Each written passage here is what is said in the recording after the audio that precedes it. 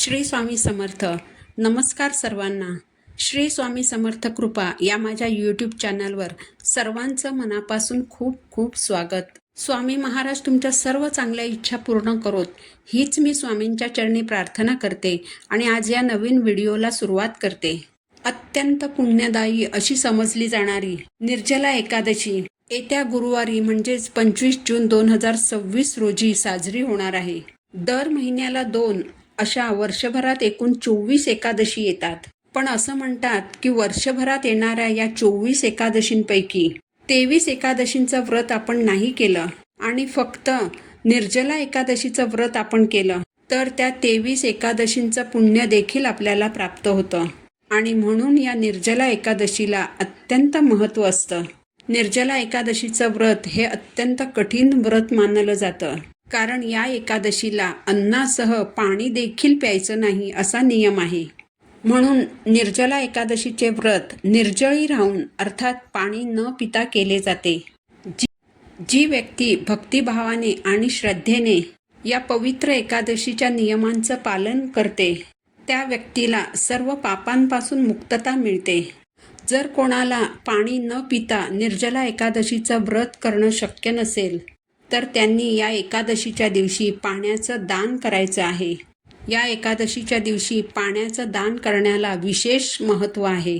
असं म्हणतात की ज्यांना या निर्जला एकादशीचं व्रत करणं शक्य होत नाही त्यांनी जर असे पाणी दान केले तर त्यांना या एकादशी व्रताचं पुण्य प्राप्त होत असतं. सर्व पापांपासून त्यांची सुटका होते आणि त्यांच्या सर्व इच्छा मनोकामना या देखील पूर्ण होतात. धार्मिकदृष्ट्या हा दिवस महत्त्वाचा असल्यामुळे या दिवशी काही महत्त्वाचे उपाय आणि सेवा देखील केल्या जातात. आज या व्हिडिओमध्ये मी तुम्हाला एक अतिशय प्रभावी असा मिठाचा उपाय सांगणार आहे. निर्जला एकादशीचं व्रत तुम्ही नाही केलं तरी चालेल, पण हा मिठाचा अतिशय प्रभावी असा उपाय तुम्ही नक्की करा. तर हा मिठाचा उपाय कसा करायचा आहे, कोणत्या वेळेत करायचा आहे याबद्दलची संपूर्ण माहिती मी तुम्हाला आज या व्हिडिओमध्ये सांगणार आहे. यासाठी तुम्ही व्हिडिओ शेवटपर्यंत ऐका.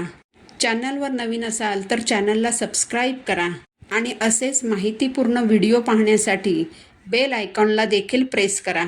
आज या व्हिडिओमध्ये मी तुम्हाला जो उपाय सांगणार आहे तर हा उपाय तुम्ही 25 जून रोजी गुरुवारी सायंकाळी दिवे लागणीच्या वेळेस करायचा आहे. म्हणजेच संध्याकाळी 6 वाजल्यापासून ते रात्री 10 वाजेपर्यंत तुम्हाला हा मिठाचा अतिशय प्रभावी असा उपाय करायचा आहे. गुरुवारी 25 जूनला जर हा उपाय करणं तुम्हाला शक्य होणार नसेल तर बुधवारी देखील हा उपाय तुम्ही करू शकता, कारण एकादशी तिथीला सुरुवात होणार आहे 24 जून 2026 रोजी रात्री 8:09 आणि ही तिथी समाप्त होईल गुरुवारी 25 जून 2026 रोजी रात्री 9:14 उदय तिथीनुसार 25 जून रोजी निर्जला एकादशी साजरी केली जाईल. परंतु बुधवारी रात्री एकादशी तिथीला सुरुवात होणार असल्याने मिठाचा हा उपाय तुम्ही बुधवारी रात्री देखील करू शकता. हा उपाय केल्याने तुमची सर्व दुःख, सर्व संकट, अडचणी दूर होतील. ज्योतिषशास्त्रामध्ये आणि वास्तुशास्त्रामध्ये मीठ हे नकारात्मक ऊर्जा दूर करण्यासाठी आणि जीवनात आनंद आणि समृद्धी आणण्यासाठी अत्यंत प्रभावी मानले गेले आहे. धार्मिक आणि आध्यात्मिक दृष्टीने मीठ हे शुद्धतेचे प्रतीक मानले जाते. याचबरोबर मिठाला सकारात्मकतेचे प्रतीक देखील मानले जाते. माता लक्ष्मीची उत्पत्ती जशी समुद्रमंथनातून झालेली आहे त्याच प्रकारे मिठाची उत्पत्ती देखील समुद्रमंथनातूनच झालेली आहे. म्हणून मिठाला लक्ष्मीचा भाऊ म्हटलं जातं. म्हणून निर्जला एकादशीच्या दिवशी जर आपण हा मिठाचा उपाय केला तर आपल्या आयुष्यात ज्या काही अडचणी आहेत तर त्या दूर होतात आणि लक्ष्मीचा आशीर्वाद हा आपल्याला प्राप्त होतो. तर हा उपाय करण्यासाठी आपल्याला समुद्री मीठ घ्यायचं आहे.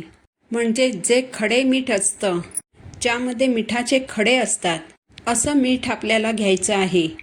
यानंतर आपल्याला मातीच्या 2 पणत्या घ्यायच्या आहेत. एक मोठी मातीची पणती घ्यायची आहे आणि या पणतीपेक्षा थोडी लहान अशी दुसरी मातीची पणती घ्यायची आहे. एक प्लेट घेऊन त्यावर मातीची मोठी पणती ठेवायची आहे आणि ही मोठी पणती भरेल इतकं मीठ आपल्याला त्या पणतीमध्ये घालायचं आहे. यानंतर या मिठाने भरलेल्या पणतीवर आपल्याला दुसरी पणती ठेवायची आहे. या पणतीमध्ये गाईचं शुद्ध तूप घालायचं. तूप नसेल तर तुम्ही तिळाच्या तेलाचा वापरही करू शकता. तुपामध्ये कापसाची दुहेरी लांब वात घालायची आहे. नंतर हा दिवा आपल्याला प्रज्वलित करायचा आहे. दिवा प्रज्वलित केल्यानंतर त्या दिव्यामध्ये आपल्याला फूल असलेल्या 2 लवंग टाकायच्या आहेत आणि यानंतर हा दिवा आपल्याला देवघरासमोर ठेवायचा आहे आणि सर्वप्रथम या दिव्याची आपल्याला पूजा करायची आहे. या दिव्याला हळद कुंकू, अक्षता, फूल अर्पण करायचं आहे. धूप दीप अगरबत्तीने ओवाळायचं आहे. दोन्ही हात जोडून भगवान विष्णू आणि माता लक्ष्मीचं नामस्मरण करायचं आहे. एक वेळेस व्यंकटेश स्तोत्राचं पठण करायचं आहे आणि एक वेळ महालक्ष्मी अष्टकम म्हणायचं आहे. थोडा वेळ देवघरासमोर हा दिवा ठेवून त्यानंतर हा दिवा तुम्हाला स्वयंपाक घरामध्ये ठेवायचा आहे. तुमच्या किचनमध्ये जो ईशान्य कोपरा असेल तर त्या कोपऱ्यामध्ये तुम्हाला हा मिठाचा दिवा ठेवायचा आहे. दिव्याची वात ही ईशान्य दिशेकडे करायची आहे. स्वयंपाकघरात हा दिवा लावल्यामुळे तुमच्या घरामध्ये कधीही धनधान्याची कमी होत नाही. घरात पैसे येण्याचे जे मार्ग बंद झालेले असतील तर ते सर्व मार्ग मोकळे होतील. यासाठी न चुकता तुम्हाला हा मिठाचा उपाय करायचा आहे. दिवा शांत झाल्यानंतर दुसऱ्या दिवशी दिव्यातील मीठ जे आहे तर ते तुम्हाला वाहत्या पाण्यामध्ये विसर्जित करायचं आहे. 2 लवंग ज्या आहेत तर त्या तुम्हाला निर्माल्यामध्ये टाकून द्यायच्या आहेत आणि हे दोन्ही दिवे तुम्ही स्वच्छ करून वापरू शकता. ज्योतिषशास्त्रानुसार एकादशीच्या दिवशी मिठाचे दान करणे खूप शुभ मानले जाते. कष्ट करूनही जर तुम्हाला यश मिळत नसेल, सतत तुम्हाला अपयशाचा सामना करावा लागत असेल, सगळ्या गोष्टी तुमच्या मनाविरुद्ध घडत असतील, तुमची कोणतीही इच्छा मनोकामना पूर्ण होत नसेल, तर या सर्व अडचणी दूर होण्यासाठी निर्जला एकादशीच्या दिवशी तुम्हाला मिठाचं दान आवर्जून करायचं आहे. तुम्ही अगदी अर्धा किलो मीठसुद्धा दान करू शकता.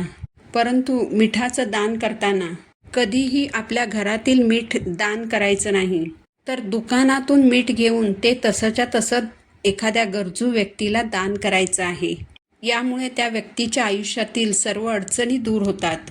एकादशीच्या दिवशी मीठ आणि इतर जीवनावश्यक वस्तूंचं दान केल्यामुळे आपल्याला पितरांचे आशीर्वाद प्राप्त होत असतात. तर अशा पद्धतीने तुम्हाला मिठाचे जे हे उपाय आहेत तर ते निर्जला एकादशीच्या दिवशी करायचे आहेत. ही माहिती जर तुम्हाला आवडली असेल तर व्हिडिओला लाईक करा, चॅनलला सबस्क्राईब करा. पुन्हा भेटू अशाच एका नवीन व्हिडिओसोबत. श्री स्वामी समर्थ.